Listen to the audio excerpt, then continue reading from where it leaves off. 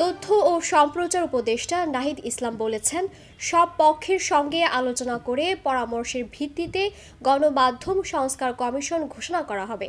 তিনি বলেন, সাংবাদিকদের সঙ্গে দাসসুলভ আচরণের সুযোগ নেই।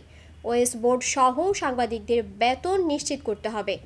সোমবার সকালে জাতীয় প্রেস ক্লাবে সংবাদ মাধ্যমের সংস্কার নিয়ে মুক্ত আলোচনায় তিনি এসব কথা বলেন। তিনি বলেন, সম্পাদক ও মালিকরাই ওয়েস বোর্ডের বিরোধিতা করেন। অনেক প্রতিষ্ঠান ঠিকমতো বেতন দেয় না, আর ঠিকমতো বেতন না দিলে পেশাদারিত্ব ঠিক থাকে না। ওয়েস বোর্ড সহ সাংবাদিকদের বেতনের বিষয়টি নিশ্চিত করতে হবে। তথ্য উপদেষ্টা আরও বলেন, সাংবাদিক সংগঠনগুলোর সাংবাদিকতা নিয়ে কাজ করতে হবে। সামনের দিনগুলোতে সাংবাদিকতার পেশাদারিত্ব নিশ্চিত করতে হবে এবং তরুণদের আগ্রহী করে তুলতে হবে।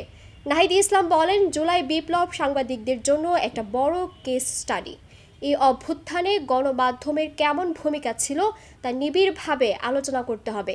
নাহিদ ইসলাম আরও বলেন, জুলাই বিপ্লবের সময়ে ইলেকট্রনিক মিডিয়া কোনো কিছুই প্রচার করেনি।